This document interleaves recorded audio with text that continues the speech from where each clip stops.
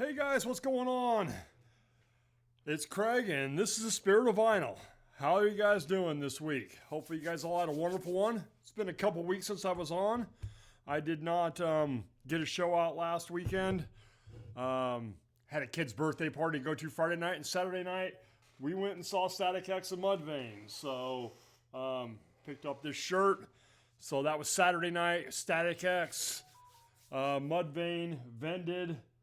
Sorry, my phone's over here making a bunch of noise. No big deal. Anyway, it was good. Vended was the opening act. They're an up-and-coming metal band.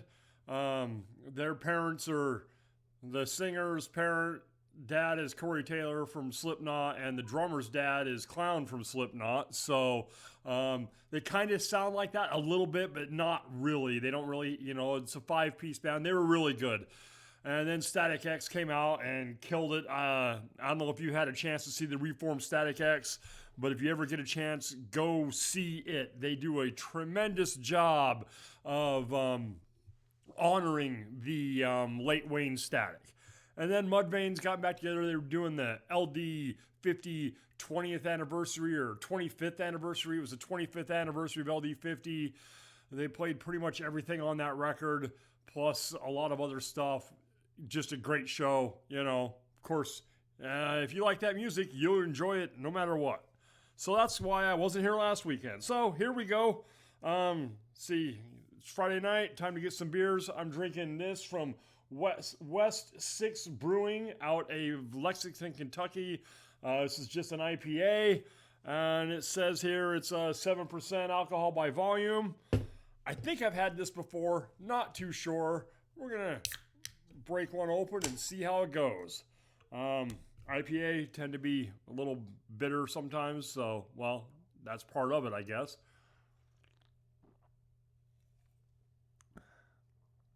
That's pretty damn good, too. If you're in that area, if you're in Kentucky or Tennessee or somewhere in that Indiana or whatever area and they sell this, you like IPAs, I would suggest it. Anyway, what I was going to do last weekend, and then I got busy, I'm doing this weekend instead. As you know, like a week and a half ago, Ace Frehley of Kiss died, and me as a huge Kiss fan, I know, you can't really tell, but you guys know me. You know I'm a big Kiss fan. I was pretty saddened by the passing of Ace, my favorite member of Kiss, so we're going to talk about Ace, and I'm going to show some records to do with Ace. So when I got into Kiss, it was already, they hadn't taken the make-off off yet. It was probably 1981 or 82. And, Creatures was actually the newest record. Little did I know that Ace was already out of the band. Pre-internet days, we didn't know he was gone. But ever since I started listening to Kiss at that age, Ace has always been my favorite member. Just the coolest. So I want to start here. We're going to show this record, Love Gun. This is the first time we hear Ace on vocals. He sings Shock Me on this record. And this is actually the first record I ever heard by Kiss is Love Gun. And one of my favorites, probably my favorite album by the band altogether. But yeah, this is where we first see this man right here on vocals, on lead vocals, is on Love Gun. And the song Shock Me.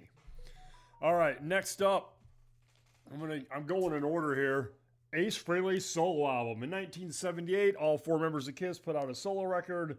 I've already done an episode on all the solo records. You can go back and look at that, and it will end with the idea that this is my favorite of the solo albums. Track listing on here is unbelievable. Rip It Out, Snowblind, Ozone, New York Groove, Wiped Out. Fractured Mirror is the end of side 2, is an instrumental. Very, very good stuff on here. Ace multi-instrumental on here. Lead vocals, background vocals, lead guitar, rhythm guitar, acoustic guitar, synthesizer, and bass. And Anton Fig played the drums. So it's basically Ace. There's a few guest here and there, but mostly it's Ace doing all of the lead, rhythm, and bass guitar and singing every song. So after that becomes the best selling of the four because everybody thought Ace was the coolest. I don't know that. It's actually the most rocking album. It's not the most Kiss sounding album of the solo albums. That's the Paul Stanley one. But the Ace one is definitely the most, like, the hardest rocking of the solo albums. It sold more copies than all four of the other guys combined, or all three of the other guys combined. Not combined, but he outsold the other three guys. So they decided, well, hell, it's doing so well. Let's put him on Dynasty and give him some more lead vocal duties. So on this record, he sings Hard Times, Save Your Love, and he does 2000 Man, Rolling Stones remake, which me as a dumb kid did not realize that 2000 Man was a remake by the Rolling Stones. I saw on the record it said M. Jagger and Kay Richards on it. And I'm like, oh, this song was written by Keith Richards and Mick Jagger. But I didn't realize they'd actually sung it because, you know, that song's on their Satanic Majesty's Request, which later, I found out later as an adult and is one of my favorite Stones albums. So Dynasty's a great record and it's got cool stuff. I know they say this is their disco era or whatever. I really don't think that's the proper term for it. But those three songs, Hard Times, Save Your Love, and 2000 Man, I mean, that's to me is the best part of this record. I mean, Charisma's a cool song and stuff like that, but the Ace stuff is excellent. And then the follow-up to that is the Unmasked album, and Ace also takes on more vocal duties on this record. He sings, Talk to Me, Torpedo Girl, Two Sides of the Coin. And all cool songs. Two Sides of the Coin is a great song. And his guitar work on these records is unbelievable. And then I forgot to pull one out. He's also on The Elder, which I did not pull out. I forgot all about Dark Light, the song on The Elder, which is Ace's last album. I'm not going to go pull The Elder out, so we can just deal with the fact.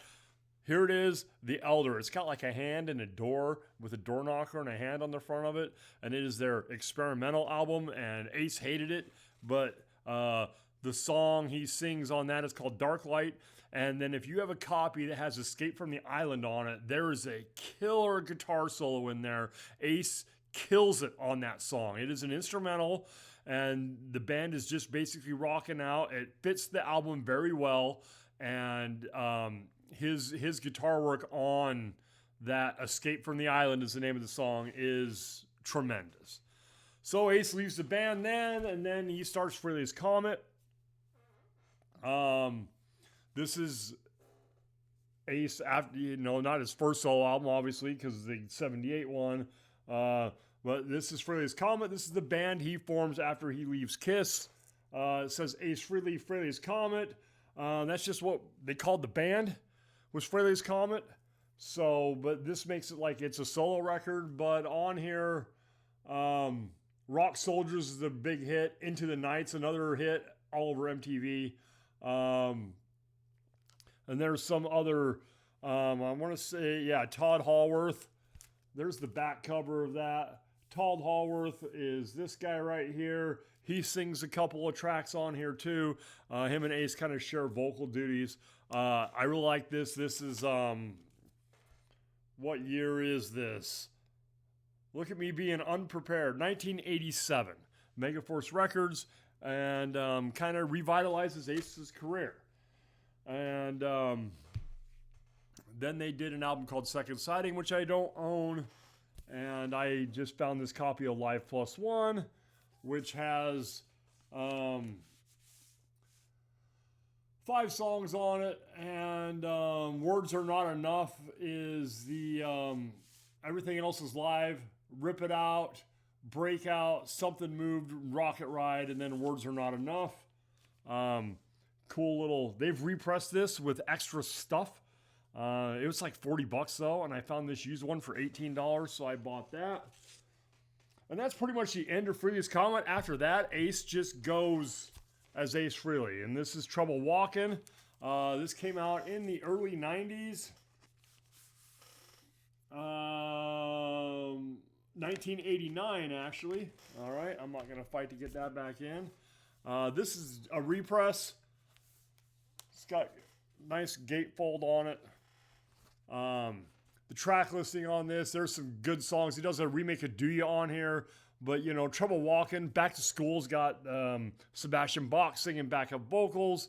Let's see, Lost in Limbo, Hide Your Heart, which was also a Kiss song. It was written by Paul Stanley and Ace Frehley. Ace actually put it out first, and then when Kiss did Hot in the Shade, they did their version of Hide Your Heart. Ace's is a better version. I'll fight you if you don't agree with that. I'm kidding. I won't fight you. But yeah, so this is a really, really killer record. This is always one of my favorite Ace solo albums.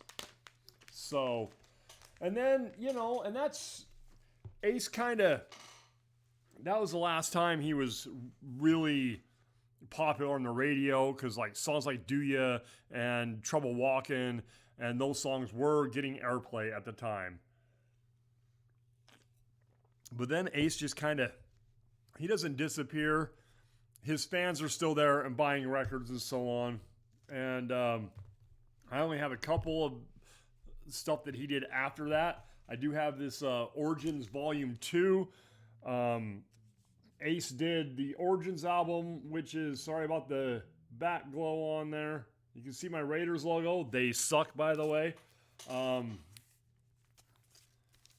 This one's really shiny because I have not pulled the shrink wrap off it either. So, his Origins records are his remakes of some of his favorite bands. So this has got Good Times, Bad Times, Never My Life, Space Truckin', I'm Down, Jumpin' Jack Flash, Politician, Lola, 30 Days in the Hole, Manic Depression, Kicks, and We Gotta Get Out of This Place. He was actually recording another Origins album. He was working on Volume 3 when he died. So I don't know if that will come out posthumously or not. His last album of original material is 10,000 Volts. Walk on the Moon, 10,000 Volts, Cherry Medicine. This is a really good record. The beer's talking back to me. This came out, what, a year or so ago? So he would have been, let's see here, 2024. So yeah, this came out last year. So he would have been 73 when he put this record out. Still rocks. This album rocks. Just cool stuff. It's Ace Frehley, you know? So, and then one more Ace that I have is I bought this Now Playing. Ace Frehley Now Playing. It doesn't really say Now Playing on it, but oh yeah, it does right there. Basically just a greatest hits compilation. I don't know if you guys have any of these Now Playings. I have like a Nirvana one, and I have a Poison one. I have this. Rock Soldiers, Breakout, Into the Night, Calling to You, Insane, Dancing with Danger, It's Over Now, Shot Full of Rock, Hide Your Heart, and Trouble Walking. So it's all post-Kiss greatest hits album, essentially. This is a post-Kiss greatest hits album. That's what I'm showing today. Rest in peace, Ace. You will definitely be missed. You know, a lot of people talk shit on Kiss, and you know, because of the gimmick and the makeup and all of that stuff, and they sell everything else. But Ace was one of those guitar players who inspired so many people to play. So, you know, I saw things like Anthrax putting a post out after he died saying, without Ace, there wouldn't be an Anthrax, because we saw Ace make it. He's from the Bronx. We were from the Bronx. We decided, let's play guitar. If he can do it, so can we. He's from the Bronx, so are we. And that's how you get Anthrax. That's how that starts. Dimebag Darrell was a huge Ace Frehley fan. You know, he saw Ace. He wanted to be a guitar player, one of the greatest metal guitar players of all time. You know, and so many other bands, you know, Sebastian Bach and the guys from Skid Row, they loved Kiss. They loved Ace, you know, and just the way he played. Was Ace the most technical guitar player ever? No, he was not, but he was just perfect for his time, and he was doing something that really wasn't being done at that time in the 70s. So Ace, to me, was, you know, for musicians, I'm not a musician, but the people that he influenced that created more music, and now those people influenced other people. It goes on and on and on through the generations. So his music will live on forever. You know, after he died, I'm listening to all Ace stuff. I'm streaming it all day long, and I'm hearing it. I'm hearing these early influences and thinking about stuff I heard Dime play on the Pantera albums and thinking like, you know, you can see that he's influenced by Ace Frehley. You can hear it in the way Dime plays. If you listen to Dime and you listen to Ace, you can hear some of those things that he was trying to emulate. So that's all I really have to say. I know I'm just a big fanboy, but I loved Ace. He was, like I said, one of my favorite guitar players of all time. Is he the greatest guitar player of our time? No, but he's one of my favorites. So thank you for listening to me ramble. Rest in peace, Ace. I hope you all have a great, great weekend. And cheers to everybody. Hope your weekends do you well. It's getting cooler as we go, so bundle up.